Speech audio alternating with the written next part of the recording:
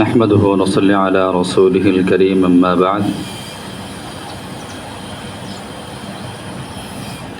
اللهم إني أتبرأ من حولي وقوتي فألتجئ إلى حولك وقوتك اللهم أعني ولا تعن علي وانصرني ولا تنصر علي واهدني ويسر الهدى لي سبحانك لا علم لنا إلا ما علمتنا إنك أنت العليم الحكيم رب اشرح لي صدري ويسر لي أمري واحلل عقدة من لساني يفقهوا قولي وبك نستعين يا مستعان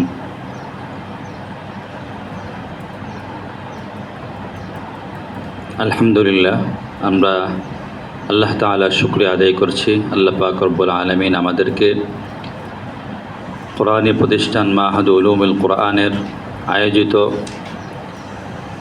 তাদরিবে আমাদেরকে অংশগ্রহণ করার তৌফিক দিয়েছেন, কিছু আলোচনা করা, কিছু আলোচনা শোনার তৌফিক দিয়েছেন। যেন আমরা আল্লাহ পাক রব্বুল আলামিনের শাহী দরবারে শুকরিয়া জ্ঞাপন করছি আলহামদুলিল্লাহ। আমাকে যে শিরোনাম দেওয়া হয়েছে তা হচ্ছে ইলমে তাফসীর ও ইলমুল কিরাত।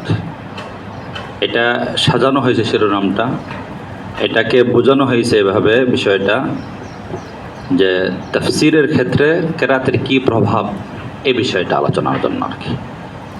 এমন না যে আমি ইলমে তাফসীর সম্পর্কে আলোচনা করব বিস্তারিত, আবার ইলমে কিরাত সম্পর্কে বিস্তারিত আলোচনা করব, এটা না, বরং তাফসীরের ক্ষেত্রে কিরাতের কী প্রভাব। আমরা যারা তাফসীরে জালালাইন পড়েছি, তাফসীরে বায়দাবী পড়েছি, আমরা অবশ্যই লক্ষ্য করেছি যে বিভিন্ন শব্দে তাফসীরে জালালাইনে যেরকম রয়েছে বিভিন্ন শব্দে দেখা যায় লেখক উল্লেখ করেছেন যে এই শব্দটাকে বিভিন্নভাবে পড়া যায়। যেমন আনজারতুম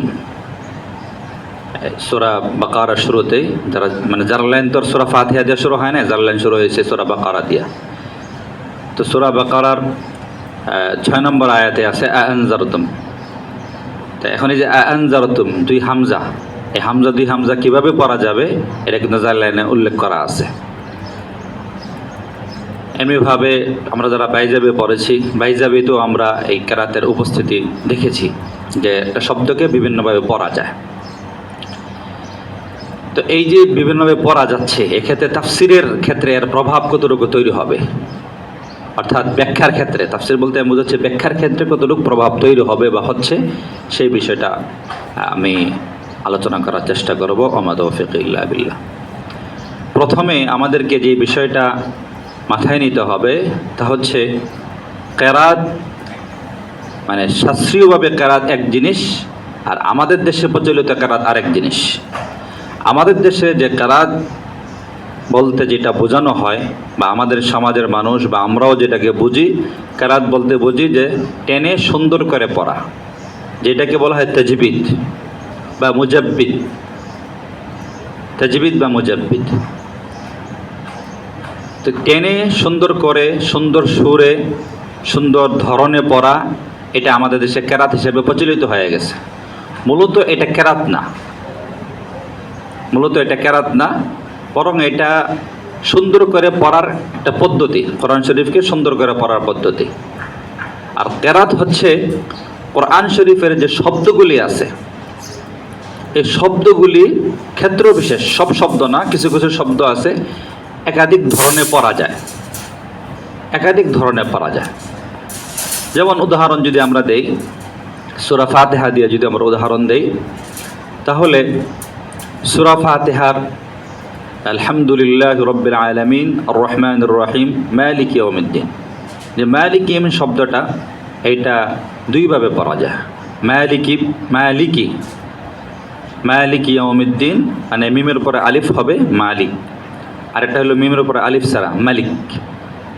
এই যে মালিক আর মালিক, এটা হচ্ছে কিরাত।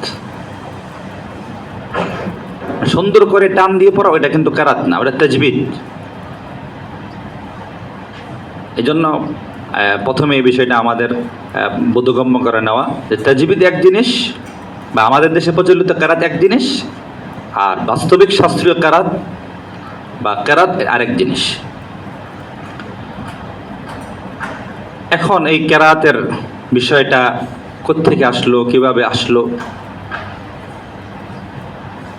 এটা একটু আলোচনা না করে নিলে আমাদের মূল পয়েন্টে আমরা যাওয়ার আগে আমরা কেরাত কোত্থেকে আসলো, কিভাবে আসলো, এর উৎপত্তি কি, এটা আমরা একটু জেনে নেব।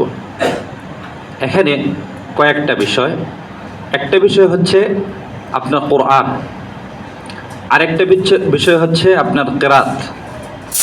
দুইটা কিন্তু দুই জিনিস। এইটাগুলি পরিভাষা সাথে আমাদের পরিচয় হওয়া দরকার। এটা দুইটা কিন্তু দুই জিনিস। অর্থাৎ আল্লাহ তাআলা রাসূলুল্লাহ সাল্লাল্লাহু আলাইহি ওয়াসাল্লামের উপর যে মানে কালাম, আল্লাহর কালাম যে নাজিল করেছেন, এই কালাম পুরাটাই কোরআন। তো পরবর্তীতে কোরআন কিভাবে পড়তে হবে, এই পড়ার রাসূল সাল্লাল্লাহু আলাইহি ওয়াসাল্লামের যে কোরআন নাজিল হয়েছিল, নাজিল হওয়ার সময় একটা ধরন ছিল, বৈশিষ্ট্য ছিল। সেই বৈশিষ্ট্যটির কথা হাদিসে বুখারী মুসলিম সহ একাধিক হাদিসের কিতাবে রয়েছে। প্রায় 16 জন সাহাবী থেকে এই হাদিসের মাজমুনটা বর্ণিত হয়েছে। হাদিসের মূল মাজমুনটা হচ্ছে যে উনজিলাল কোরআনু আলা সাবআতি আহরুফ। হাদিসের এই মাজমুনটা হচ্ছে উনজিলাল কোরআনু আলা সাবআতি আহরুফ। এটা হচ্ছে মূল মাজমুন, মূল কথা। এর আগে পরে আরো বিভিন্ন বর্ণনা একাধিক রকম থাকতে পারে, একাধিক ধরন থাকতে পারে। তো উনজিলাল কোরআনু আলা সাবআতি আহরুফ, এই হাদিসটা বুখারীতেও আছে, মুসলিমেও আছে। আর অর্থ হলো উনজিলাল কোরআনু আলা সাবআতি আহরুফ, কোরআনকে নাজিল করা হয়েছে 7 হরফে। 7 হরফে। আর 7 হরফ দ্বারা কি, মানে কি উদ্দেশ্য? এক তো আমরা সাধারণভাবে হরফ বলতে এর অক্ষর বা অব্যয় এটা বুঝি, কিন্তু এখানে কিন্তু হরফের যে প্রচলিত অর্থ সেই অর্থ না।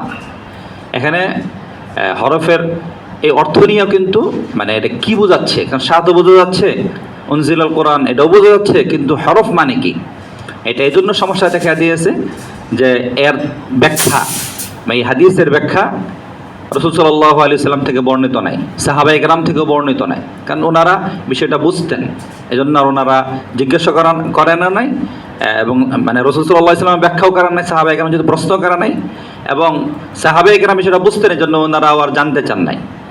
কিন্তু এটা হাকিকত কি, মানে এটা যেহেতু রাসূল সাল্লাল্লাহু আলাইহি ওয়াসাল্লাম থেকে, সাহাবায়ে কেরাম থেকে এটা বর্ণনা, মানে এটা ব্যাখ্যা নির্দিষ্ট নাই, এজন্য পরবর্তীরা ব্যাখ্যা করছেন যে হরফ মানে কি এখানে হাদিসে। তো পরবর্তীরা যেহেতু ব্যাখ্যা করেছেন, তো ব্যাখ্যা করতে যাওয়ার পরে দেখা গেছে এটা এক একজন এক এক রকমভাবে ব্যাখ্যা করেছেন। দেখবেন আপনারা উলুমুল কোরআনের যত কিতাব আছে,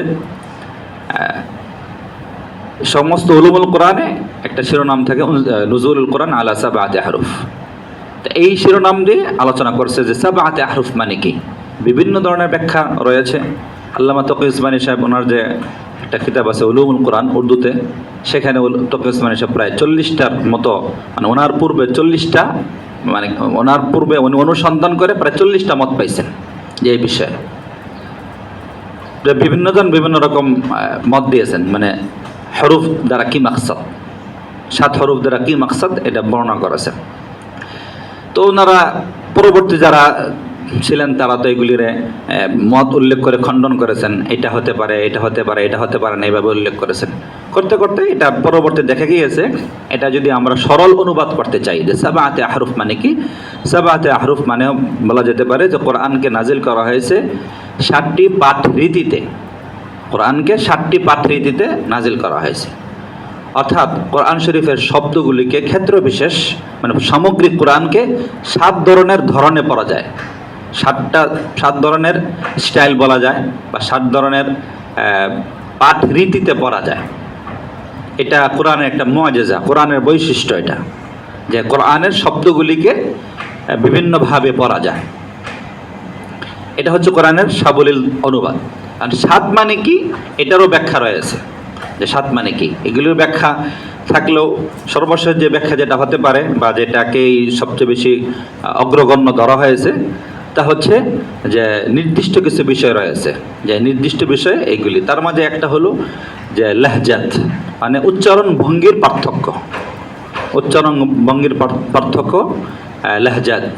আবার ক্ষেত্র বিশেষ এমন হলো যে শব্দটা কোনো কোনো ক্ষেত্রে এটা মুজাক্কারের সিগা হিসেবে ব্যবহার হয়েছে, কোনো কোনো ক্ষেত্রে মুআন্নাসের সিগা বর্ণিত হয়েছে, কোনো কোনো ক্ষেত্রে শব্দটা আপনার কি বলে এটা ওয়াহেদ, কোনো কোনো ক্ষেত্রে এটা জমা, এইভাবে এরকমভাবে বর্ণিত হয়েছে, মানে ব্যাখ্যা করা হয়েছে। ওইটাও আমরা বিস্তারিত আলোচনার দিকে যাব না।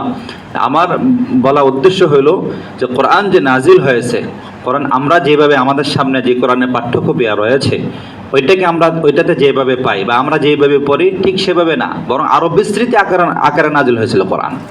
মানে এরকম বিভিন্নভাবে পড়া যায়, কোরআনের শব্দগুলিকে ক্ষেত্রে বিশেষ বিভিন্নভাবে উচ্চারণ করা যায়।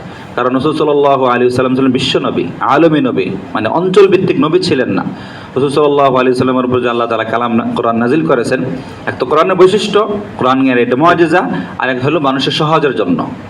রাসূল হাদিসে আসছে, রাসূল সাল্লাল্লাহু আলাইহি ওয়াসাল্লাম বলছেন যে আমার উম্মতের মাঝে দুর্বল লোক আছে, উম্মি লোক আছে, পড়তে পারে এমন লোক আছে।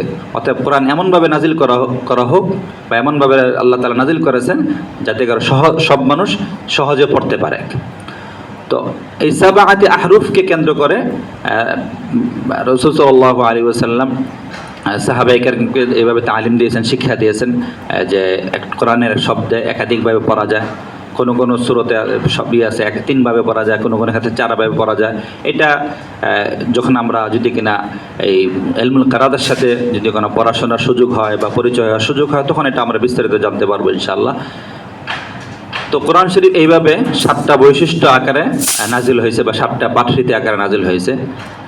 তারপর সাহাবায়ে কেরাম এভাবে কোরআন তেলাওয়াত শিখেছেন। আর হাদিসে এটাও আছে, রাসূল সাল্লাল্লাহু আলাইহি ওয়াসাল্লাম বলেছেন যে 7ভাবে নাজিল হয়েছে ঠিক আছে, বা 7 হরফে নাজিল হয়েছে ঠিক আছে, কিন্তু কেউ যদি শুধু একটা ধরনকে, যে কোনো একটা ধরনকে আয়ত্ত করে পড়ে, তাহলে কোরআন তেলাওয়াতের হক তার দ্বারা আদায় হয়ে যাবে। এটাও হাদিসে আছে। তো এটাকে অবলম্বন করে মানুষ নিজেদের সহজের জন্য, কারণ সাবআতি আহরুফ সহ কোরআন শরীফ পড়া, মুখস্থ রাখা, তেলাওয়াত করা এটা সবার পক্ষে সম্ভব না। কারণ মানুষের হিফজ শক্তি, মানুষের বুঝ শক্তি, তেলাওয়াত শক্তি এগুলি মানুষের ক্ষেত্রে বেশি কিন্তু তারতম্য ব্যবধান রয়েছে। তো এই জন্য পরবর্তী যারা জামানায় সাহাবায়ে কেরাম এবং তার পরবর্তী যুগ থেকে অনেকেই শুধু একটা বা একাধিক ধরনের তেলাওয়াত করা আরম্ভ করলেন, এভাবে শিখতেছিলেন। কিন্তু এটা একটা নির্দিষ্ট তরতিবে ছিল না। যেমন ফিকহের ক্ষেত্রে এমন, যেমন আপনারা জানেন যে ফিক বিষয়টা কিন্তু রাসূল সাল্লাল্লাহু আলাইহি ওয়াসাল্লামের জামানার পরবর্তীতে এসে এটা একটা মুরাত্তাব, একটা সুবিন্যস্ত আকার ধারণ করছে। আমরা যে হানাফি মাযহাবের অনুসরণ করি, তার আগে কি ফিক ছিল না? আমল ছিল না? অবশ্যই আমল ছিল। কিন্তু তার আগে দেখা গেছে মানুষ এক এক অঞ্চল বা এক একজন এক এক রকমভাবে আমল করতেন। তো ক্ষেত্রে বিশেষ মানুষের উপকার হইতো, ক্ষেত্রে বিশেষ মানুষের জামালাও হইতো।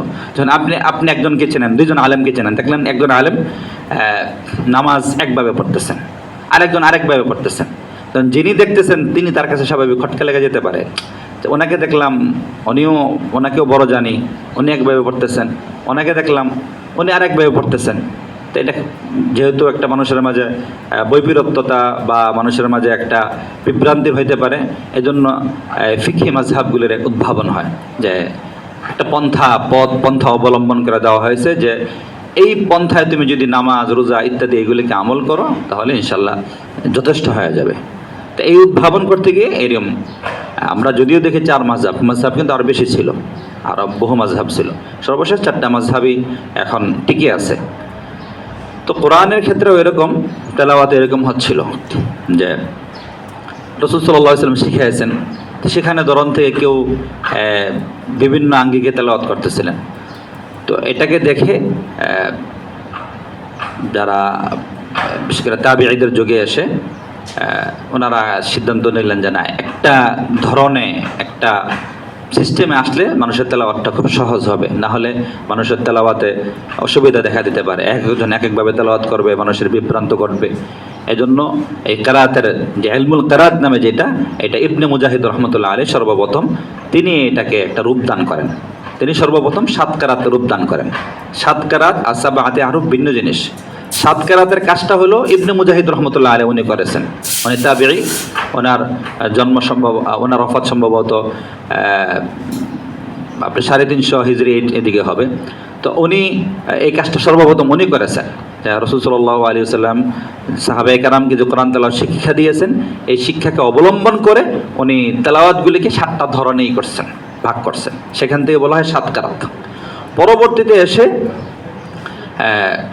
আরও 3 কেরাতের উদ্ভাবন হয়, মোট 10 কেরাত। এই 10 কেরাত হলো আপনার মুতাওয়াতির। আরও 4টা কেরাত আছে যেগুলি শাযযা বলা হয়। তো এই 7 কেরাত, 7 আহরুফ, কোরআন, এগুলো কিন্তু পুরো ভিন্ন ভিন্ন বিষয়। কোরআন যেটা রাসূল সাল্লাল্লাহু আলাইহি ওয়াসাল্লামের উপর নাযিল হয়েছে ফুললি, এর পরিপূর্ণ আকৃতি, এর একটা সুন্দর পদ্ধতি, সাজানো গোছানো পদ্ধতি হলো আপনার ইলমুল কিরাত। তো ইলমুল কিরাতের এই পরবর্তীতে ইলমুল কিরাত কারি হলো 10 জন, 10 জন কারি। প্রত্যেক কারি 2 জন করে ছাত্র আছে। আমরা যার কেরাতটা পড়ি তার নাম হচ্ছে, যার রেওয়ায়াত পড়ি তার নাম হচ্ছে হাফস রাহিমাহুল্লাহ। তিনি, তার কারি বা তার উস্তাদ হচ্ছে আসিম। এটাকেই সংক্ষেপে বলা হয় হাফসান আসিম। আমরা যে রেওয়ায়াত দেখবেন হাফসের রেওয়ায়াত বা আসিমের কেরাত। আর আসিম তিনি এই কেরাতটা শিখেছেন আবু আব্দুর রহমান আবদুল্লাহ বিন হাবিব আস-সুলামি। তিনি তাবিঈ ছিলেন। কোরআন শিক্ষার ক্ষেত্রে বা রাসূল যে সকল ব্যক্তিদের নাম একেবারে স্বর্ণাক্ষরে উজ্জ্বল আকারে, তিনি আসলেও এই ক্ষেত্রে সবচেয়ে বেশি মশহুর প্রাজ্ঞ আমাদের উল্লেখযোগ্য একজন হলো আবু আব্দুর রহমান আস-সুলামি। তো আবু আব্দুর রহমান আস-সুলামি তিনি শিখেছেন 4 জন সাহাবী থেকে। এই 4 জন সাহাবীর মাঝে উল্লেখযোগ্য হলো হযরত ওসমান ইবনে আফফান, আলী ইবনে আবি তালিব, যায়েদ বিন সাবিত, উবাই ইবনে কাব। এই 4 জন থেকে তিনি শিখেছেন। এই 4 জন সরাসরি রাসূল সাল্লাল্লাহু আলাইহি ওয়াসাল্লাম থেকে শিখেছেন। আর রাসূল সাল্লাল্লাহু আলাইহি ওয়াসাল্লামকে জিবরাইল আলাইহিস সালাম শিখাইছেন। আর জিবরাইল আলাইহিস সালাম তো আল্লাহর কাছ থেকে কোরআন নিয়ে এসেছেন। আরেকটি বিষয় এখানে স্মরণতব্য বা স্মরণ রাখার মতো, তা হলো যে রাসূল সাল্লাল্লাহু আলাইহি ওয়াসাল্লামের কাছ থেকে সকল সাহাবী কোরআন কিন্তু পরিপূর্ণ কোরআন শিখতে পারে নাই। কোনো সাহাবী আছে অল্প শিখছে, কোনো এক সূরা শিখছে বা একাধিক সূরা শিখছে, বা আমাদের পরিভাষায় বা এই যে পারা যেগুলি, এগুলি তো পরবর্তীতে চিহ্নিতকরণ হয়েছে, যে হয়তো 1 পারা শিখছে অথবা 2 পারা শিখছে, এরকম অল্প শিখছে। মানে অনুসন্ধানকালে দেখা যায় যে আবু হুরায়রা রাদিয়াল্লাহু তাআলা আনহু রাসূল সাল্লাল্লাহু আলাইহি ওয়াসাল্লাম থেকে সরাসরি কোরআন শিখেন নাই, তিনি অন্য কাছ থেকে শিখেছেন, অন্য সাহাবীর কাছ থেকে শিখেছেন। তো রাসূল সাল্লাল্লাহু আলাইহি ওয়াসাল্লাম থেকে অল্প সংখ্যক সাহাবায়ে কেরাম কোরআন শিখেছেন। তার মাঝে বলা যায় এই 100 জন, সর্বোচ্চ 100 জন সাহাবী রাসূল সাল্লাল্লাহু আলাইহি ওয়াসাল্লাম থেকে সরাসরি শিখেছেন। বাকিরা এই ভায়া হয়ে শিখছেন। তার মাঝে আবার ওই আবু বকর রাদিয়াল্লাহু আনহু জামানায় যখন হয় যে ইয়ামামার যুদ্ধ হয়, তখন কিন্তু অনেক কারি সাহাবী শাহাদাত বরণ করে। পরবর্তী দেখা যায় ওনাদের শাহাদাতের পরে অল্প সংখ্যক সাহাবায়ে কেরাম, বা সম্ভবত হিসাব করলে 20 জন থেকে 25 জন সাহাবায়ে কেরাম এমন যারা সরাসরি রাসূল সাল্লাল্লাহু আলাইহি ওয়াসাল্লাম থেকে কোরআন শিখেছেন। আর এই বাকি সাহাবায়ে কেরাম ওনারা অন্যদের কাছ থেকে কোরআন শিখেছেন। তো যাই হোক, এজন্য আমরা বিষয়টা এইভাবে স্মরণ রাখতে পারি যে কোরআন এক জিনিস, 7 আহরুফ হচ্ছে কোরআন নাজিলের বৈশিষ্ট্য, মানে রাসূল সাল্লাল্লাহু আলাইহি ওয়াসাল্লামের উপর যে কোরআন নাজিল হয়েছে তার বৈশিষ্ট্য। এরপরে ইলমুল কিরাত, এটা পরবর্তীতে এসে ধরেন আপনি 300 হিজরির দিকে এসে এটার আবিষ্কার হয়। এর আগে সাহাবায়ে কেরাম তাদের মতো করে কোরআন তেলাওয়াত করতেন। আর যে আবিষ্কার হয়, প্রথমে 7 কেরাতের আবিষ্কার করা হয়। যিনি এই কাজটা করেন ইবনে মুজাহিদ রাহমাতুল্লাহ আলাইহি, তিনি অনুসন্ধান করে গবেষণা করে বের করছেন যে রাসূল সাল্লাল্লাহু আলাইহি ওয়াসাল্লাম থেকে যে তেলাওয়াতেরই 7 রকম পাওয়া যায়। তিনি এই জন্য বলা হয়, দেখবেন 7 কেরাত বলা হয়। আবার 10 কেরাতে বলা হয়। 10 কেরাত এটা আপনার 500 হিজরির দিকে এটার কাজ হয়েছে। ইবনে জাযার রাহমাতুল্লাহ উনি এটাকে কাজ করছেন। তো 3 আর 7 এ 10। পরবর্তীতে এটা যেন মানুষের কাছে তাওয়াতুরভাবে মানুষের কাছে পৌঁছে, এই জন্য মেহনত করা হয়। এবং অনেকেই, যেমন আমরা যার কেরাত পড়ি ইমাম আসিম রাহমাতুল্লাহ আলাইহি, ওনার কাছ থেকে অনেকেই কেরাত শিখছেন। কিন্তু একজন মুহাদ্দিস হোক, একজন ফকিহ হোক, তার সকল ছাত্রই কিন্তু সমপরিমাণ মানে দক্ষ যোগ্য হয় না। দেখা যায় একজন বড় ভালো মানের ওস্তাদের সব ছাত্র দক্ষ হয় না, কিছু ছাত্র থেকে দুর্বল, কিছু মধ্যম আকারের, কিছু থাকে ভালো মানের যোগ্য তৈরি হয়। আর কিছু থাকে এরকম যে উস্তাদ তার উপর নির্ভর করতে পারেন যে হ্যাঁ এই ছাত্র আমার, তোমরা এলেমের ক্ষেত্রে এই বিষয়ে আমার থেকে এলেম অর্জনের ক্ষেত্রে তাদের উপর তোমরা নির্ভর করতে পারো। তো যেহেতু কেরাতকে সংরক্ষণ জানে, হেফাজত থাকে, মাহফুজ থাকে, এই জন্য প্রত্যেক কারির জন্য দুইজন করে রাবিকে ওলামায়ে কেরাম এটাকে করছেন, নির্ধারণ করছেন যে আসেম থেকে দুইজন ব্যক্তি খুব ভালোভাবে গ্রহণ করছে। অতএব ওনাদের সূত্রে যদি কেউ কেরাত বা কোরআন তেলাওয়াত শিখে তাহলে বোঝা যাবে যে হ্যাঁ, নিশ্চিতভাবে সে সঠিকটাই এবং নির্ভুলটাই শিখেছে। তো আমরা জানি আসিম রহমতুল্লাহ আলাই তার দুইজন ছাত্র, একজন হল হাফস, একজন হল শুবা, হাফস এবং শুবা।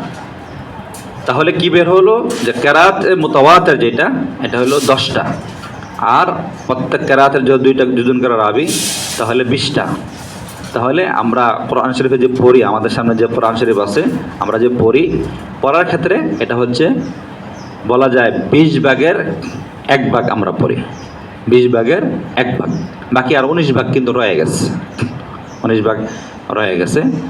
এটা যেহেতু হাদিস দ্বারা প্রমাণিত যে রাসূল সাল্লাল্লাহু আলাইহি ওয়াসাল্লাম বলছেন যে কেউ যদি একটা ধরনের পড়ে তার জন্য যথেষ্ট হয়ে যাবে, এই জন্য এটা আমরা পড়ি। কিন্তু কেউ চাইলে একাধিক ধরনে একাধিকভাবে পড়ার সুযোগ আছে, শেখার সুযোগ আছে। আরব দেশে কিন্তু যারা ইলমে কেরাত নিয়ে পড়াশোনা করেন তারা কিন্তু কেরাতে আশারা সবগুলি পারে। ও কেরাতে আশারের ভিতরে আবার সুগরা কুবরা আছে, সুগরা কুবরা আছে। যেমন হাফসের রেওয়ায়াত কি আপনার প্রায় 30 ভাবে পড়া যায়, হাফসের রেওয়ায়াতটাই 30 ভাবে পড়া যায়। আমরা তো পড়ি একটাই, আমরা যেটা পড়ি এটাকে বলে তরিক শাতিবিয়া, একটা ধরনের পড়া হয় তরিক শাতিবিয়া। কিন্তু এটাকে শাস্ত্রীয়ভাবে দেখা যায় প্রায় 30 ভাবে পড়া যায়, 30টা স্টাইলে পড়া যায় এটাকেও। এটা প্রত্যেকটা তরিক নাম আছে। আর এমনি প্রসিদ্ধ হলো হাফসের রেওয়ায়াতটা 2 ভাবে পড়া যায়, একটা হলো হাফসান আসিম বিতরিক শাতিবিয়া, একটা হলো হাফসান আসিম বিতরিক তৈবা। আপনারা যারা রমজানে মক্কা মদিনা গিয়েছেন দেখবেন মক্কা মদিনাতে রমজানের তারাবি যে পড়ানো হয়, কিংবা তারাবি ছাড়াও ওয়াক্তিয়া নামাজে রমজান ছাড়া অন্য সময় দেখা যায় যে ইমাম সাহেবরা তেলাওয়াত হাফসের রেওয়ায়াতে তেলাওয়াত করতেছেন, কিন্তু তেলাওয়াত করার সময় ওনারা মধ্যে মুনফাসিল যেগুলি আছে এগুলি টানেন না, মধ্যে মুত্তাসিল যেগুলি এগুলি টানেন। মানে মদের হরফের পর একই কালিমা হামজা আসলে সেটাকে মধ্যে মুত্তাসিল বলা হয়, মাইয়াশা এটা মধ্যে মুত্তাসিল, এগুলি টানতেছেন। কিন্তু ইয়া আইয়ুহাল্লাযীনা টানতেছেন না, মানে এটা বা একালিপ টানতেছেন, মধ্যে তবে এই পরিমাণ টানতেছেন। তো এটাই হলো কসর বলা হয় বা তরিক তৈবা বলা হয়। তো এই 2টা ভাবে প্রচলিত তেলাওয়াত আছে। ওনারা ওই তরিক তৈবা বা কসর করে পড়াটা তারাবির ক্ষেত্রে প্রযোজ্য করেছেন।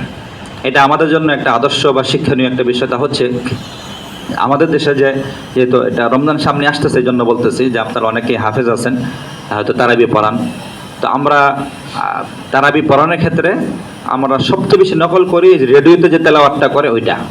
তো রেডিও তেলাওয়াতের যে আছে এখন কিছুটা পরিবর্তন হচ্ছে। আগের তেলাওয়াতে আপনার এই যারা তেলাওয়াত করেন তারা এমনভাবে তেলাওয়াত করতেন, ওনারা সুরকে প্রাধান্য দিতেন।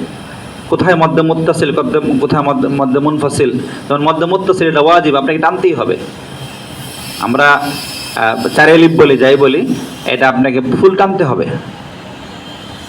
আর মধ্যে মুনফাসিল এটা বলে মধ্যে জায়েজ, আপনি চাইলে এটাকে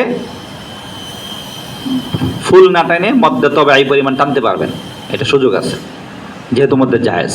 কিন্তু ওই যে রেডিওর তেলাওয়াত হয় কি হেফজুল কোরআন যেটা ইফতার আগে তেলাওয়াত করে, ওনারা ওনাদের মতো করে তেলাওয়াত করে। দেখা যায় ওনারা কোথাও মধ্যে মুনফাসিল টানতেছে না, আবার কোথাও গিয়ে টানতেছে, আবার কোথাও মধ্যে মুত্তাসিল টানতেছে, আবার কোথাও টানতেছে না। তো ওনাদের সুরের উপরে নির্ভর করতেছে। এবং এখন এইটার একটা প্রভাব আমাদের তারাবির নামাজে তেলাওয়াতে চলে আসছে, যার ফলে হয় কি আমরা তারাবির নামাজে তেলাওয়াত করি, তেলাওয়াতের মাঝে উল্লেখযোগ্য একটা ভুল হলো আমাদের যে আমরা মধ্যে মুনফাসিলগুলি টানি না, আবার মধ্যে মুত্তাসিল আবার টানতেছি। মানে তাড়াতাড়ি পড়ার জন্য আমরা মধ্যে মুনফাসিলগুলি ক্ষেত্রে বেশি টানতেছি না, আবার টানতেছি, মানে কোনো নিয়মে আমরা তেলাওয়াত করতেছি না। এজন্য আরব দেশে যা কারীরা, যা ইমাম সাহেবরা মক্কা মদিনা ইমাম সাহেবরা তেলাওয়াত করেন, এটা আমাদের জন্য তেলাওয়াতের ক্ষেত্রে একটা আদর্শ হতে পারে যে আমরা তারাবির নামাজে ওনারা যেভাবে তেলাওয়াত করেন মধ্যে মুনফাসিলগুলিকে কসর করে, মানে মধ্য তবে এই পরিমাণ টেনে ওনারা পড়েন, আমরা সেভাবে পড়তে পারি। কারণ নামাজে মানে তারাবিতে এমন না যে আপনি চাইলেই যেমনি যাচ্ছে তাইভাবে আপনি তেলাওয়াত করবেন, তাহলে তো তেলাওয়াতের হক আদায় হবে না। ক্ষেত্রে বিশেষ এমন হয় যে যারা আলেম মুসল্লি তারাই তেলাওয়াতের শব্দগুলি বুঝতে পারতেছেন না। তো তেলাওয়াতের শব্দ যদি বুঝতেই না পারেন, তাহলে তেলাওয়াতের হক কীভাবে আদায় হবে, কীভাবে সওয়াব পাওয়া যাবে? যাই হোক, কথা আরেক দিকে চলে যাচ্ছে। তো এইভাবে আপনার পরবর্তীতে কোরআনে কেরাতের প্রসার সম্প্রসারণ করতে থাকে। তো এখন এই কেরাতের কি প্রভাব আপনার তাফসিরের ক্ষেত্রে আছে, কেরাতের কি প্রভাব তাফসিরের ক্ষেত্রে আছে, এটাও আমরা ইনশাল্লাহ আলোচনা নিয়ে আসবো। তাহলে আমরা বুঝতে পারলাম যে কোরআন এক জিনিস, কোরআন নাজিল হয়েছে যে বৈশিষ্ট্য, সেই বৈশিষ্ট্য এক জিনিস, আবার আমরা যে কোরআন তেলাওয়াত করি সেটা আরেকভাবে। সুতরাং এটাকে অনেকে বলতে চায় যে আমাদের সামনে যে কোরআন আছে, এই কোরআনটা লোহে মাহফুজ হুবহু লেখা আছে, সেইভাবে জিবরাইল আলাইহিস সালাম নাজিল করছেন, সেইভাবে রাসূল তেলাওয়াত করছেন, সেইভাবে সাহাবায়ে কেরাম শিক্ষা দিয়েছেন, সেইভাবে আমাদের পর্যন্ত আছে। এটা আংশিক সত্য, পুরোপুরি সত্য না, সঠিক না। কারণ সাহাবায়ে কেরাম আরও সহকারে তেলাওয়াত করতেন, আপনি আরও যে তেলাওয়াতের যে স্টাইল, ধরন, এগুলি সহকারে কোরআন তেলাওয়াত করতেন। তা আমরা সেটা হয়তো বলে ফেলি। তো যাই হোক, মোটামুটি আমরা যে আমি যতটুকু আলোচনা করলাম, এর দ্বারা আমরা বুঝতে পারলাম যে কেরাত একটা ভিন্ন একটা বিষয়। এরকমভাবে আপনার কি বলে এটাকে, কোরআন একটা ভিন্ন বিষয়, আবার কোরআন তেলাওয়াতের ধরন এটা ভিন্ন একটা বিষয়। এই কোরআনের তেলাওয়াতের ধরনকে অবলম্বন করে কেরাতের উদ্ভাবন হয়। এখন আপনাদের সামনে যে পয়েন্টটা আলোচনা, তা হচ্ছে যে কেরাতের ক্ষেত্রে আল্লাহ তাআলা কোরআনকে এইভাবে কেন নাজিল করছেন, যে এতভাবে, এগুলির ব্যাখ্যা, বিভিন্ন রকম ব্যাখ্যা আছে। একটা ব্যাখ্যা হলো যে মানুষের সহজের জন্য, মানুষ যাতে সহজে পড়তে পারে। আপনার কাছে কোনো একটা শব্দ উচ্চারণ করা সহজ, আরেকজনের কাছে হতে পারে এই শব্দের উচ্চারণ করা কঠিন, যাতে করে এই মানুষ সেই কাঠিন্যের অবস্থায় পতিত না হয়। যে আপনি একটা শব্দ মুখ দিয়ে আপনি আশা তেলাওয়াত করাটা কঠিন হচ্ছে, দেখা গেল এই শব্দের আরেকটা উচ্চারণ ভঙ্গি আছে, উচ্চারণ ধরন আছে, ওইটা আপনার জন্য সহজ। তা আল্লাহ আপনার জন্য সহজ করে যে সহজটাই তেলাওয়াত করো। কারণ কোরআন শুধুমাত্র আরবের লোকদের জন্য আসে নাই, কোরআন বিভিন্ন দেশের মানুষের, বিভিন্ন অঞ্চলের মানুষের জন্য আসছে, যাতে করে তারা এইভাবে সহজে কোরআন পড়তে পারে। এটা হলো আল্লাহ তাআলার একটা হিকমত, যে মানুষের জন্য সহজে কোরআন তেলাওয়াত করতে পারে। আরেকটা হলো যে কোরআনের এক কেরাতে এমন হতে পারে যে একটা মাজমুন বোঝাচ্ছে, একটা বিষয় বোঝাচ্ছে, সেটা সীমাবদ্ধ রূপে বোঝাচ্ছে, কিন্তু আরেক কেরাতে সেই সীমাবদ্ধতাটা হচ্ছে আরো বিস্তৃত আকারে বোঝায়। যেমন আমরা যদি উদাহরণ দেই, তাহলে আমরা যেমন উদাহরণ পেয়ে যাব। যেমন যে উদাহরণটা দিয়েছিলাম, মালিক ইয়াউমিদ্দিন, মালিক ইয়াউমিদ্দিন, এখানে দুইটা আছে, আপনার দুইভাবে পড়া যায়। তো একভাবে পড়ায় আমরা মালিক, ইসমে ফাইল, মালিক মিমের পর আলিফ দিয়ে পড়ি, এটা ইসমে ফাইল। আবার আরেকটা ধরন হলো মালিক, উভয়টাই এসএম, কিন্তু যদি কিনা অর্থগত বিবেচনা করা হয়, তাহলে অর্থগত বিবেচনা করা হলে আপনার একটা হলো আমরা স্বাভাবিক অনুবাদ করি যে বিচার দিবসের মালিক। কিন্তু আপনি যদি কেরাতকে নিয়ে গবেষণা করে আপনি যদি তাফসির পড়েন, দেখবেন কোরআনের মুআজিজা বা কোরআনের এজাজ, কোরআনের অলংকার বিষয়টা আরও আপনার কাছে ফুটে উঠবে। কিভাবে? এই যে শব্দটা বললাম মালিক, মালিক, এখানে আমরা তো স্বাভাবিকভাবে বুঝতে পারি অর্থ হলো কি বিচার দিবসের মালিক। যদি কিনা এটাকে আপনি কেরাতের আলোকে পড়েন, যে আমি বললাম আমরা যেহেতু পড়ি মালিক, তা মালিক শব্দের অর্থ কি, আর এটা হলো মালিক, এই শব্দটার অর্থ কি। আর আরেকটা বিষয় স্মরণ রাখবেন, তা হচ্ছে কোরআনের যে কেরাত আছে, কোরআনের শব্দগুলো যে একাধিক ধরনের পড়া যায়, আল্লাহ তাআলার কি একটা কোরআনের বৈশিষ্ট্য রেখেছেন যে কোনো অর্থের মাঝে বৈপরীত্য নাই, একাধিক ধরনের পড়া যাচ্ছে একটা শব্দকে, 2 ধরনের, 3 ধরনের, 4 ধরনের পড়া যাচ্ছে, কিন্তু বৈপরীত্য নাই। এটা কোরআনের বিশিষ্ট মুআজিজা। এমন হতে পারে যে এক কেরাত অনুযায়ী অর্থের ক্ষেত্রে সম্প্রসারণ বেশি হয়, অর্থটা বেশি বোঝায়, আর আরেক কেরাত অনুযায়ী অর্থটা একটু সীমাবদ্ধ সাথে বোঝায়, কিন্তু বৈপরীত্য নাই। যেমন আমরা যেটা বলছিলাম মালিক, মালিক, মালিক হচ্ছে, এটাকে যদি আমরা এই আবিধানিকভাবে বিশ্লেষণ করে যে অর্থটা দাঁড়ায়, তা হচ্ছে মালিক বলা হয় যে ধরেন আমার কাছে কিতাব আছে, এই কিতাবের আমি সত্যের মালিক, এই কিতাবের সত্যের মালিক এবং ব্যবহারের মালিক আমি। কিন্তু কোনো কিতাব এমন থাকে, ধরেন আছে যে আপনি সত্যর মালিক না, কিন্তু এটা ব্যবহার করা মালিক। যেমন মাদ্রাসার ছাত্ররা বা যারা এখানে পড়তেছে, মাদ্রাসার যে মাকতাবায় যে সমস্ত কিতাবাদি আছে, এই কিতাবের সত্যের মালিক না তারা, তারা কিন্তু ব্যবহারের মালিক। এখন যখন যেই ক্ষেত্রে যেই বস্তুর ক্ষেত্রে আপনার সত্যরও মালিক, ব্যবহারেরও মালিক, তাহলে সেটা হচ্ছে আপনার মানে এটাকে আরবিতে বলা হয় মালিক। মানে আপনার এটা সত্য, এটা আপনার অধিকার, এর ব্যবহার এটাও আপনার অধিকার, মানে ক্ষমতা প্রয়োগ করা, ব্যবহার করা, এটা আপনার অধিকার। তাহলে এটা আপনি হচ্ছেন, যদি উভয়টা আপনার আয়ত্তে থাকে, সত্যের মালিক, আপনার ব্যবহারের মালিক বা ক্ষমতা প্রয়োগের মালিক, তাহলে মানে আপনি এটা মালিক।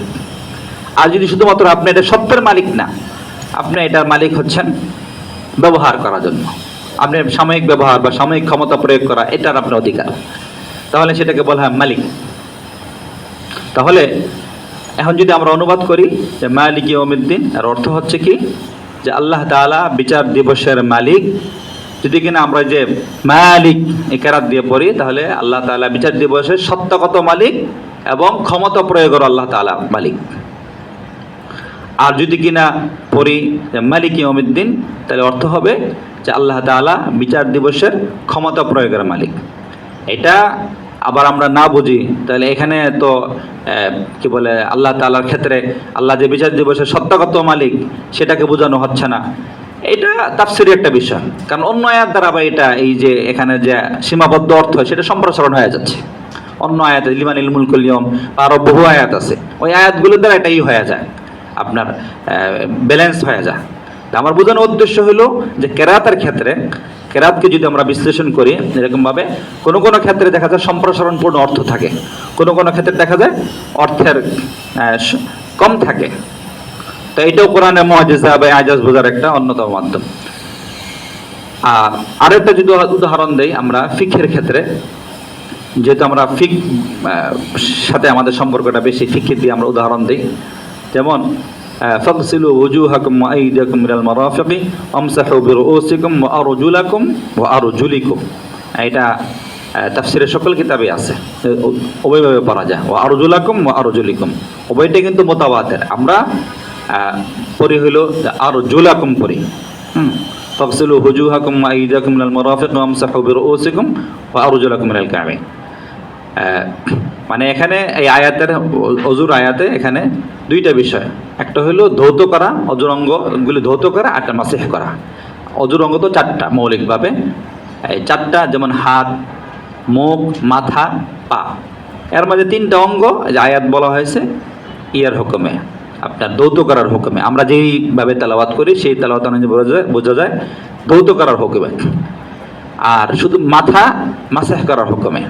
কিন্তু আপনি যদি এভাবে বলেন ফাগসিলু ওয়ুজুহাকুম ওয়া আইদিয়াকুম ইলাল মারাফিকি ওয়ামসাহু বিরুউসিকুম ওয়া আরজুলিকুম, এটা একটা কেরাত আছে, ওয়া আরজুলিকুম। তাহলে আপনার পা, এটা ওয়া আরজুলিকুম, তখন পাটা দোয়ার হুকুমে থাকবে না, পাটা মাসিহের হুকুমে চলে আসবে। এখন আমরা জানি যে পাকে, ফিকহের কিতাব থেকে আমরা জানতে পেরেছি যে পাকে ক্ষেত্র বিশেষ মাসিহ করা যায়। কেউ যদি পরিপূর্ণভাবে অজু করে, মোজা পরিধান করে, বিশেষ যে মোজা রয়েছে মোজা পরিধান করে, মোটা বা চামড়ার মোজা পরিধান করে, পরিধান করার পর সে যদি মুকিম হয়, তাহলে একদিন এক রাত্র, মুসাফির হলে 3 দিন 3 রাত্র সে মাসিহ করতে পারে।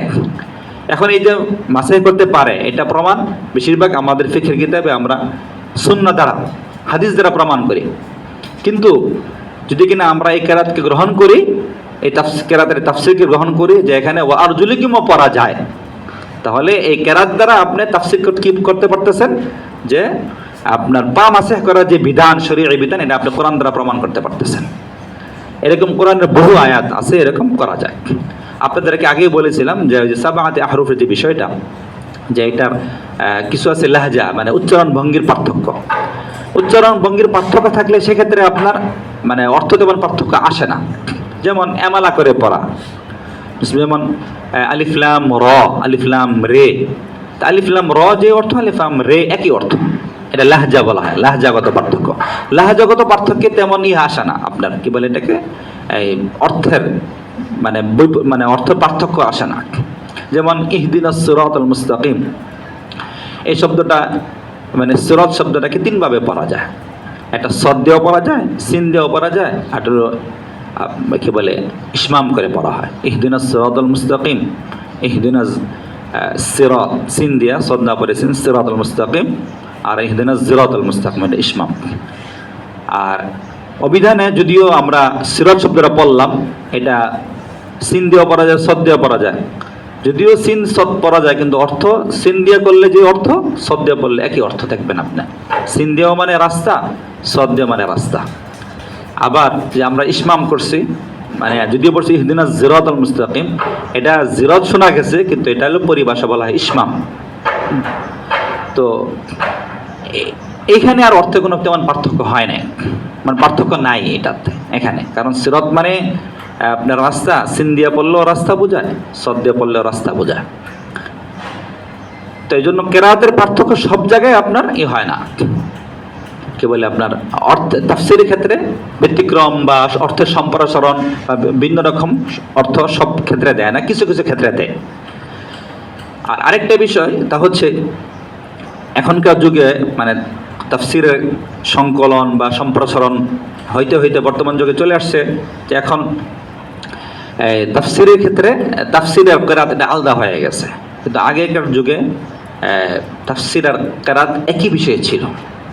যেরকমভাবে আপনারা জানেন যে ফিকহ এবং আকীদা এটা ভিন্ন ভিন্ন এখন শাস্ত্র লাভ করছে, কিন্তু একসময় কিন্তু আপনার একই শাস্ত্র ছিল। আবু হানিফা রাহমাতুল্লাহ আলাইহির যুগে কিন্তু ফিকহ আর আকীদা কিন্তু একই শাস্ত্র ছিল। এজন্য আবু হানিফা রাহমাতুল্লাহ আলাইহি যে ফিকহের যে সংজ্ঞা দেন, এটা আপনার কাছে মানে ফিকহের সংজ্ঞা বুঝিয়ে ধরবে না। মারিফাতুন নফসি মা লাহা ওয়া মা আলাইহা, এটা তো ফিকহের সংজ্ঞা পরবর্তী অন্যরা যারা মিলে না। ফিক মানে আমরা বুঝি ফুরুই বিষয়, নামাজ, ওযু, গোসল এগুলি বিষয়, এটা মিলতেছে না। তার কারণ হলো যে আবু হানিফা রাহমাতুল্লাহ সংজ্ঞা দিয়েছেন তৎকালীন সময় যখন ফিকহ আর আকীদা একসাথে ছিল। এরকমভাবে তাফসীর আর কেরাত প্রথমে একসাথেই ছিল। সাহাবায়ে কেরাম শুরুতে গিয়ে ওনারা আপনাকে কি বলে, ওনারা প্রথমে কোরআন তেলাওয়াত শিখতেন, তারপর কোরআনের এই সমস্ত শব্দের মাফহুম ইত্যাদি এগুলি ওনারা শিখতেন। তো পরবর্তী যুগে এসে আপনার তাফসীরে জালালাইন দেখেন, বাইজাবিতে দেখেন, ওইখানে কিন্তু আপনার কেরাতের করা হয়েছে, বিশ্লেষণ করা হয়েছে। কেরাতে বিশ্লেষণ করে ওখানে ক্ষেত্র বিশেষ অর্থ করেন নাই, এটা অর্থ কি এটা বলেন নাই। কেন বলেন নাই, এটা একটু আগে বললাম যে কেরাতের সব পার্থক্যেই আপনার অর্থের পার্থক্য থাকে না। হয়তো শব্দের পার্থক্য আছে, উচ্চারণের পার্থক্য আছে, কেরাতের পার্থক্য আছে, কিন্তু অর্থের তাফসীরের ক্ষেত্রে তেমন কোনো পার্থক্য নাই। কিন্তু ক্ষেত্রে বিশেষ পার্থক্য আছে, ক্ষেত্র বিশেষ বিভিন্ন জায়গায় পার্থক্য আছে। আর সেই পার্থক্যগুলি হয়তো আপনারা যখন বাইজাবি অনেকে পড়েন বা জানলাইন অনেকে পড়েন, সেখানে আপনারা পেয়ে যাবেন বা আছে। আমাদের আজকে এই তাদরিবে হয়তো আমরা আপনাদেরকে যতটুকু দৃষ্টি আকর্ষণ করা তা হচ্ছে যে তাফসীরের ক্ষেত্রে আমরা যেরকমভাবে কেরাতকে যে আমরা অনেক সময় মনে করে ভিন্ন একটা শাস্ত্র লাভ করছে, তাফসীরে যে একটা অংশ আছে বা ছিল, বা এটা আমরা কিন্তু এখন অনেকটা মানে বেমালুম ভুলে গিয়েছি, বিভিন্ন কারণে ভুলে গিয়েছে। যেহেতু এখন একেবারে সহজ হয়ে গেছে, সব কিছু কিতাবে লেখা আছে, এখন আমাদের কিন্তু এত কষ্ট করে পড়তে হয় না। আমরা শুধু কোরআন কোনো তাফসীরের কিতাব খুলি, এটা অর্থটা, মূল অর্থটা কি লেখা আছে পড়ি, বাস হকাদে হয়ে যায়, বা এটার অর্থটা আমরা মর্ম অর্থটা জেনে যাই। কিন্তু একজন যিনি ভালো বিশেষজ্ঞ, ভালোভাবে জানতে চান, তার কিন্তু খুঁটি খুঁটি জানতে হয় যে আলহামদুলিল্লাহ রাব্বিল আলামিন, যে আল শব্দটা এখানে আলহামদু, হাম এর আবিধানিক অর্থ, এটার প্রয়োগ ক্ষেত্র কি, আবার শুরুতে আলিফ লাম আছে, আলিফ লাম মানে কি, কিংবা আমরা সকলেই অর্থ করি সমস্ত প্রশংসা, সমস্ত শব্দ থেকে আসলো। এটা যারা এইভাবে বিশ্লেষণ করে পড়েন তারা এটা বুঝতে পারেন, আর যারা বিশ্লেষণ করে পড়েন না তারা কিন্তু ওই গদবাদা পড়ে যাচ্ছে। তো এরকম কেরাতের ক্ষেত্রেও যারা শুরু জামানায় কেরাত পড়েছেন বা তাফসীর পড়েছেন, কোরআন পড়েছেন, তারা কিন্তু কেরাতের বিষয়টা ছিল। এই জন্য দেখবেন যে তাফসীরের যে সংজ্ঞা আমরা পড়ি, একটা আবিধানিক সংজ্ঞা আছে, একটা পারিভাষিক সংজ্ঞা আছে। আবিধানিক যে সংজ্ঞা তাফসীরের, তাফসীর শব্দটা আবিধানিক সংজ্ঞা, মানে আবিধানিক সংজ্ঞার জন্য যে কোনো শব্দেরই আপনি আবিধানিক সংজ্ঞার জন্য জানতে হলে আপনাকে এটার মুশতাক মিনহু, এটা কার থেকে আসলো সেটা থেকে দেখতে হবে, শব্দটা কার থেকে আসলো এবং সেখানে তার অর্থটা কি, এটা আমাদেরকে সমন্বয় করতে হবে। তখন গিয়ে এটা মূল অর্থটা, মূল ভাবটা আমরা বুঝতে পারবো। তো তাফসীর শব্দটার মূল এটা আসছে তাফসিরাতুন শব্দ থেকে।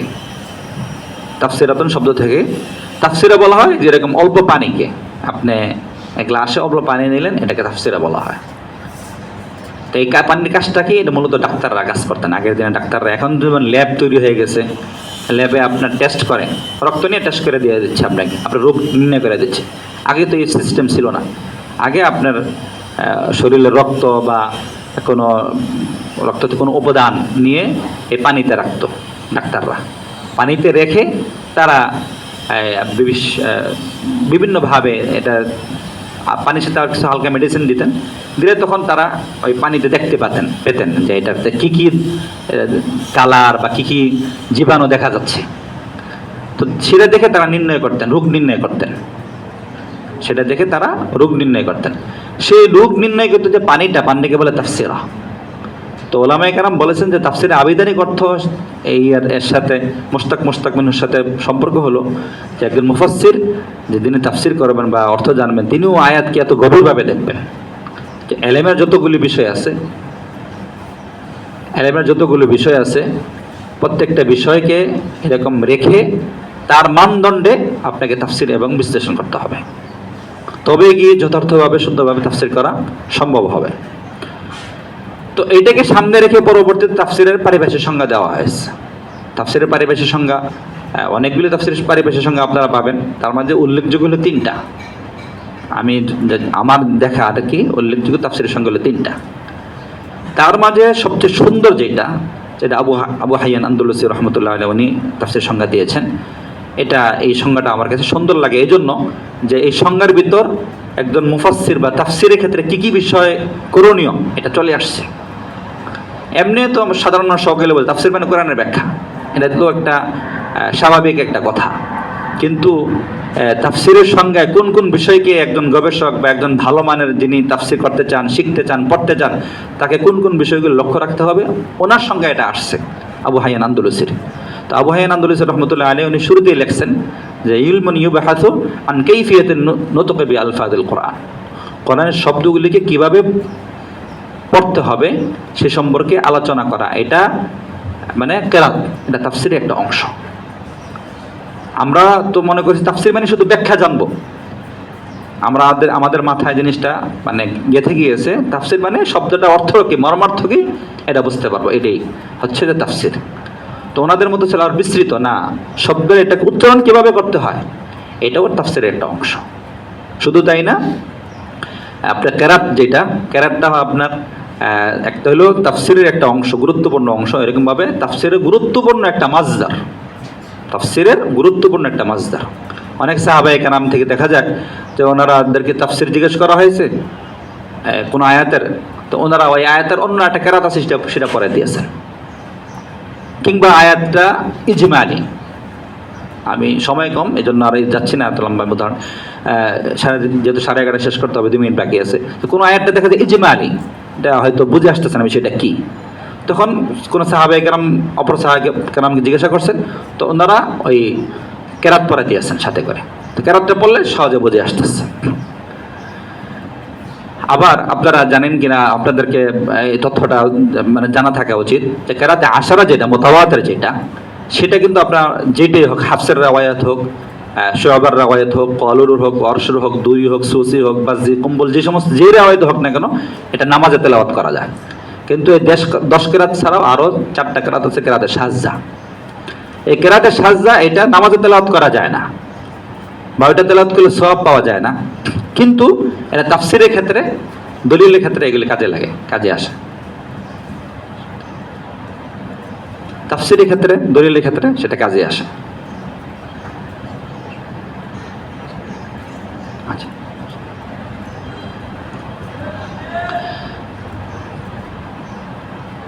আচ্ছা, তাফসিরের ক্ষেত্রে, দলিলের ক্ষেত্রে কাজে আসে। তাই জন্য আমরা যদি তাফসির কেরাতগুলি জানতে পারি, তাহলে আমাদের তাফসির করার ক্ষেত্রে, তাফসির বোঝার ক্ষেত্রে সহজ হবে। যদি কিনা আয়াতটা এমন হলো যে ফিক সম্বলিত আয়াত, তাহলে দেখা যাবে আপনি আয়াত থেকে একাধিক অর্থ বের করে নিয়ে আসতে পারতেছেন। যারা ফকিরা, যারা যারা ফিক নিয়ে কাজ করছেন এবং মুজতাহিদ ফকিরা যারা কাজ করছেন, তারা তো যেরকমভাবে হাদিস তো সামনে রাখছেন, কোরআনও সামনে রাখছেন। তো কোরআন সামনে রাখার পর ওনারা কোরআনের এই সমস্ত কেরাতের বিষয়গুলি সামনে রাখছেন। তো এটা তো একাধিকভাবে পড়া যায়, উভয়টা রাসূল সাল্লাল্লাহু আলাইহি সাল্লাম থেকে প্রমাণিত। এইভাবে পড়লে এই অর্থ, এইভাবে বললে এই অর্থ। যেমন একটা উদাহরণ দেই,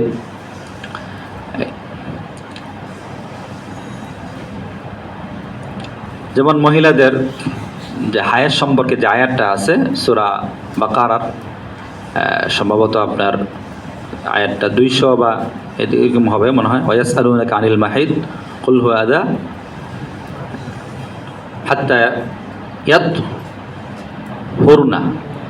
ইয়াতহুরনা, তাই না শব্দটা? এখানে শব্দটা আপনার হলো তাসদীদ ছাড়া, আর অন্য আরেক কেরাতে আছে আপনার তাসদীদ সহকারে, অন্য একটা কেরাতে। উভয় কেরাতে আপনার মুতাওয়াতির। ইয়াতহুরনা অর্থ হইল মানে পাক হওয়া, ইয়াতহুরনা অর্থ হইল পাক হওয়া। তাহলে আমরা এক কেরাত দ্বারা বুঝতে পারলাম মহিলাদের পাক হওয়া। পাক হওয়া মানে মহিলাদের যে বিশেষ তাদের যে তবিঈ রক্ত, সেটা বন্ধ হয়ে যাওয়া, সে এক প্রকার পাক হয়ে গেছে। এখন তাকে যে ওই যে গোসল করে পবিত্র হতে হবে, এটা কিন্তু কোরআনে আয়াতে বলা নাই কিন্তু। মানে এটা আমরা কিভাবে প্রমাণ করি? হাদিস দ্বারা প্রমাণ করি, হাদিস দ্বারা প্রমাণ করি।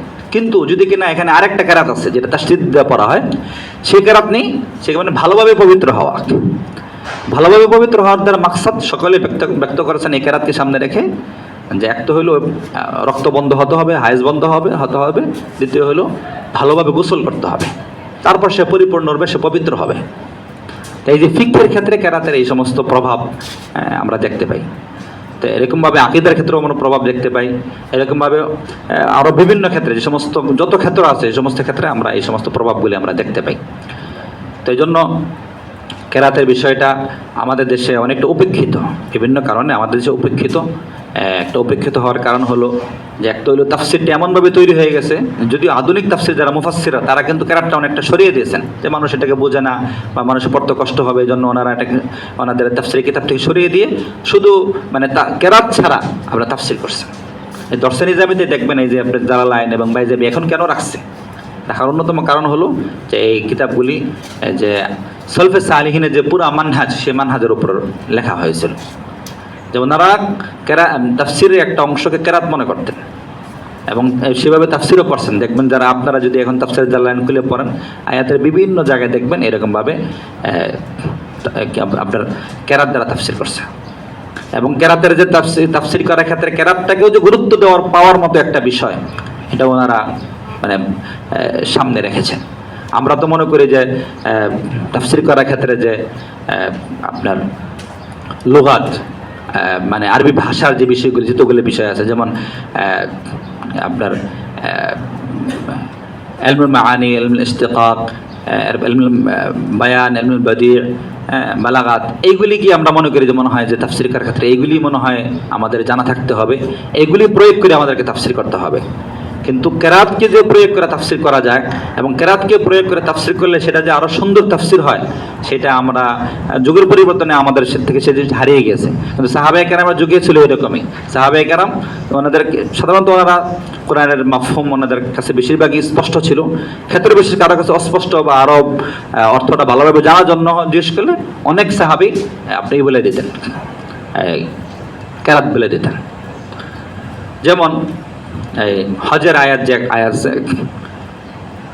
হজের আয়াতে এখানে আছে যে লাইসা আলাইকুম জুনাহুন আন তাবতাগু ফাদলাম মির রাব্বিকুম, এই যে ফাদলাম মির রাব্বিকুম, এখানে ইবনে আব্বাস থেকে একটা কেরাত আছে, কেরাতে শাযযা ফি মাওয়াসিমিল হজ। হজের মৌসুমে কেউ যদি হজ করতে গিয়ে আপনার হজের এই 5 দিন ছাড়া অন্য দিনগুলিতে ব্যবসা কোনো কাজ টাজ করে, তাহলে এটা অসুবিধা নেই। এই যে ফি মাওয়াসিমিল হজ, এটা উনি ওনার মতো করে বলছেন, এটা কেরাতে শাযযা। এখন কেরাতে শাযযা যদি আমরা নামাজে তেলাওয়াত করব না, বা এটা তেলাওয়াত করলে সওয়াব পাওয়া যাবে না, কিন্তু এটাতে তাফসীর করা যাবে। কেরাতে মুতাওয়াতির দ্বারা তো করাই যাবে, কেরাতে শাযযা দ্বারাও করা যাবে। এর বুরুবুরি উদাহরণ অনেক আছে। যেমন এই আমি আর বেশি আলোচনা করব না, কারণ হুজুরের কাছাকাছি চলে আসছেন। তো তো আমি হয়তো আমার আলোচনা যতটুকু বললাম সেই আলোচনার সারাংশ ছিল এরকম, যে আমার বোঝানো মাকসাদ ছিল এরকম যে আমরা যে ইলমুল কিরাত যে বিষয়টা আছে এটা তাফসীরের ক্ষেত্রে এটা একটা গুরুত্বপূর্ণ একটা মাসদার, এবং এটা আমাদের জানা এবং এটাকে শিখার পরে এটাকে প্রয়োগ করে এটা অর্থ নিজেরা শিখা এবং ছাত্রদেরকে শেখানো, এটা একটা গুরুত্বপূর্ণ একটা দিক। এটা বিভিন্ন প্রেক্ষিতে আমাদের দেশে এখন আর ইলমুল কিরাতের যেহেতু চর্চা নাই, একসময় চর্চা ছিল বাংলাদেশে, একসময় ইলমুল কিরাতের চর্চা ছিল, হয়তো তেলাওয়াতের চর্চা ছিল, তেলাওয়াতের চর্চা নাই। তেলাওয়াতের চর্চার পরে গিয়ে আপনার তাফসিরের মানে কিরাতকে অবলম্বন করে তাফসিরের চর্চা হতে পারে, এখন সেটাও দিন দিন হারিয়ে যাচ্ছে। এজন্য আপনাদের খেদমতে আমার আরজ থাকবে যে আমরা কিরাতের বিষয়টাও গুরুত্ব দিয়ে আমরা দেখব। এখন হয়তো অনেকে বলবেন যে আমরা তো কিরাত সম্পর্কে অতটা জানি না বা অতটা করতে পারি না, তাদের ক্ষেত্রে বলবো যে এগুলি উলুমুল কোরআনের যে কোনো কিতাবে পাওয়া যায় আলোচনা। যেমন আপনি যদি মাবাহিস ফি উলুমুল কোরআন খুলেন, সেখানে খুললে আপনি কিন্তু দেখতে পাবেন যে কিরাত সম্পর্কে একেবারে আমি যে থেকে আলোচনা শুরু করছি এখানে সব আছে। মাবাহিস ফি উলুমুল কোরআন এটা তো একেবারে একটা মানে এত লম্বা কিতাব না, এত একেবারে সংক্ষিপ্ত কিতাবও না, এটা সবার জন্য পড়ার উপযোগী একটা কিতাব। এই মাবাহিস ফি উলুমুল কোরআনে আপনি সাবআতে আহরুফ কাকে বলে এবং এর সম্পর্কিত হাদিসগুলিও আনছে। এরপরে আপনার কিরাতে এই সাবআতে আহরুফ কোরআন নাজিল করার কি হিকমত সেটাও আলোচনা করছে। এরপরে আপনার 7 কিরাত বা 10 কিরাত কবে কখন কিভাবে হলো, এদের কারা কারি, এদের ছাত্র কারা, কোথায় কোন কিরাতে উদ্ভাবন হয়েছে ইত্যাদি ইত্যাদি সম্পূর্ণ সব আলোচনা আছে। এবং এই আলোচনাটাও আছে যে কিরাত এবং তাফসীর, মানে কিরাতের ক্ষেত্রে তাফসীরের যে প্রভাব, ওনারা লেখছেন আল কিরাত ও তাফসীর, এই শিরোনাম দিচ্ছেন আল কিরাত ও তাফসীর। এটার মানে এটাকে যে স্বাভাবিক বুঝাইতে গেলে যে তাফসীরের ক্ষেত্রে কিরাতের প্রভাব, এই ওনারা বিভিন্ন উদাহরণ দিয়েছেন। কিছু উদাহরণ দিয়েছেন সেগুলি মানে শুধু অর্থকে সম্প্রসারণ করে, এখানে ফিকহের কোনো বিষয় নেই, আমলি কোনো বিষয় নেই। কোনো কোনো ক্ষেত্রে যে আমলি বিষয়কে দেখানো হয়েছে, যেমন ফিকহের সাথে জড়িত। কোনো কোনো ক্ষেত্রে আকীদাগত বিষয় এরকম বর্ণিত আছে। আবার আরেকটা বিষয় আমি আগেও বলছি আপনাদেরকে যে কিরাত মানেই মানে কোরআনের আলফাজের উচ্চারণ ভিন্নতা মানেই যে এখানে অর্থ ভিন্নতা আসবে এরকম না, কিন্তু কিছু বিষয় আছে যে শব্দ ভিন্নতা আছে কিন্তু ভিন্নতা নাই, মানে অর্থ এরকম ভিন্নতা নাই। তো আজকে যেহেতু আমি আলোচনা শেষ করে দেবো, তার আগে হুজুর আসা বন্ধ করবো, তার আগে আমি যেহেতু কিরাত সম্পর্কে আলোচনা করেছি, তো আমি আপনাদের খেদমতে মানে একটু তেলাওয়াত করে শোনাই, তাহলে আপনারা হয়তো বুঝতে পারবেন যে কিরাতের ধরনটা কি। যদি সূরা ফাতিহা আমি তেলাওয়াত করবো ইনশাআল্লাহ এখন সূরা ফাতিহা, যে সূরা ফাতিহার কিরাতটা কি, বা এটা ধরে নিতে পারেন রাসূল সাল্লাল্লাহু আলাইহি ওয়াসাল্লামের উপরে এইভাবে নাজিল হয়েছে। পরবর্তীতে এটা তেলাওয়াতের সুবিধার্থে মুরাত্তাব একটা আকার ধারণ করা হয়েছে, মানে বলা যায় যে এইভাবে নাজিল হয়েছে। এর মাঝে আমি আগেই বলে দিই কয়েক জায়গা পার্থক্য আছে, পার্থক্যগুলো বলে দিলে তাহলে আমি যখন তেলাওয়াত করবো আপনাদের বুঝতে সুবিধা হবে। একটা পার্থক্য হলো আপনার মৌলিকভাবে মানে 3টা পার্থক্য এখানে। একটা পার্থক্য হলো মালিকি ইয়াউমিদ্দিন একটা পার্থক্য। আর রহমানুর রহিম এখানে একটা পার্থক্য পাবেন 2টা। আরেকটা পার্থক্য পাবেন ইহদিনাস সিরাতাল মুস্তাকিম, এই সিরাত শব্দ আর কি 2 জায়গায় সিরাত শব্দ 2 জায়গায় পার্থক্য হবে। আর আলাইহিম হুম, এই আমি তেলাওয়াত করি তাহলে আপনারা জিনিসটা সহজে বুঝতে পারবেন। أعوذ بالله من الشيطان الرجيم. بسم الله الرحمن الرحيم. الحمد لله رب العالمين. بسم الله الرحمن الرحيم. الحمد لله رب العالمين. الرحمن الرحيم. مالك يوم الدين. مالك يوم الدين. الرحمن الرحيم. مالك يوم الدين. إياك نعبد وإياك نستعين. اهدنا الصراط المستقيم. اهدنا الصراط المستقيم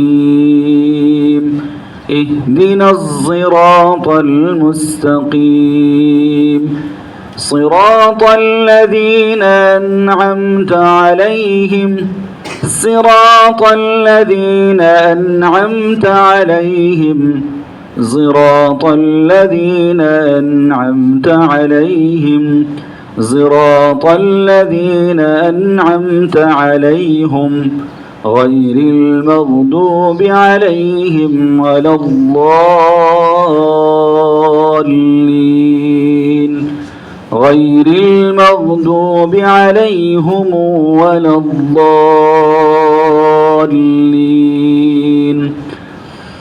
صراط الذين أنعمت عليهم غير المغضوب عليهم ولا الضالين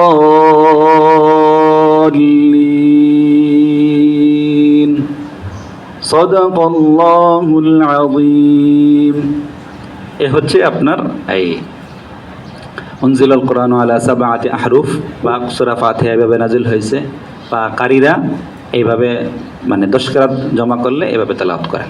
এখন এটা তো মানুষের জন্য কঠিন হয়ে দাঁড়াবে সবার জন্য, এজন্য সহজেই আমরা যেটা পড়ি এই একটা সূরাতে পড়ি যে হ্যাঁ মানে মালিক ইয়াউমিদ্দিন একভাবেই পড়তেছি বা আর রহমানুর রহিম এখানে এসে আমরা একভাবে পড়তেছি।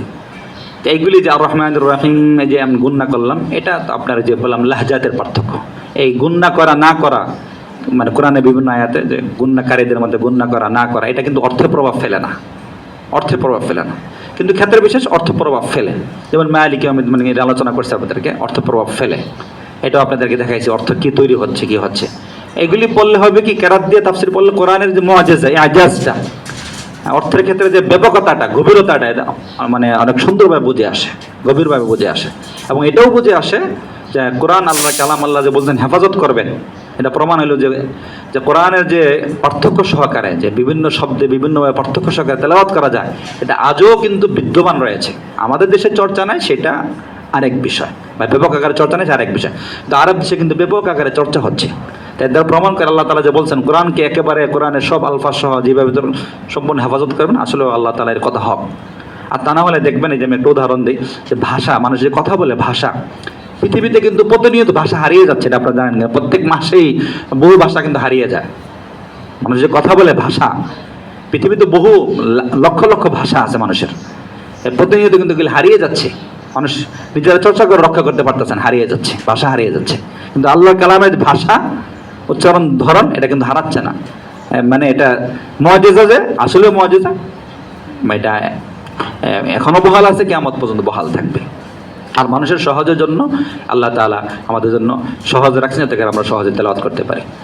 আর এই জন্য মানে কথাগুলো হয়তো এলোমেলো অগোছালো হয়ে গেছে। তা আপনাদের আমাকে যে বিষয়টা দেওয়া হয়েছে এই বিষয়টা দেওয়ার দ্বারা মাকসাদ হইল তাফসীরকেও আমরা, তাফসীরের ক্ষেত্রে কেরাতকেও আমরা গুরুত্ব দিয়ে রাখবো।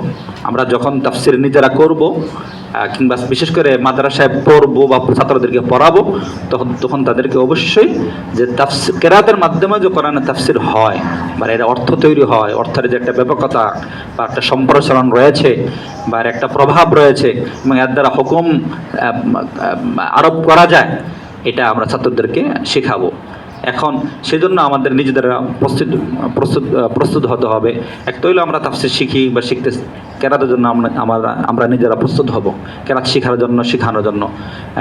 এটাও একটা কোরআনের বিশাল একটা অংশ, বিশাল একটা খেদমত হবে। আল্লাহ পাক রব্বুল আলামিন আমাদেরকে আজকে যে আলোচনা করলাম এই আলোচনা করার ক্ষেত্রে যদি কোনো ভুল ভ্রান্তি থেকে থাকে আল্লাহ পাক, এটা আমার পক্ষ থেকে হয়েছে, আল্লাহ যেন আমাকে মাফ করে দেন।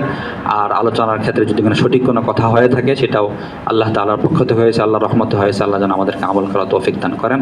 এবং আপনাদের জন্য দোয়া থাকলো, আপনারা রমজানের আগ মুহূর্তে কষ্ট করে এসেছেন, যাতে করে আপনারাও এই সমস্ত আলোচনার দ্বারা উপকৃত হন, আমরা যেন উপকৃত হতে পারি এবং মাহাদ যেন উপকৃত হতে পারে এবং মাহাদের যেই শিক্ষার মিশন এটাও যেন মানুষের কাছে ছড়িয়ে যেতে পারে, ছাত্রদের সামনে ছড়িয়ে যেতে পারে, সেই জন্য আপনারা এবং এই মাহাদকে আল্লাহ পাক যেন কবুল করেন সেজন্য আপনাদের কাছে দোয়ার আবদার রইল।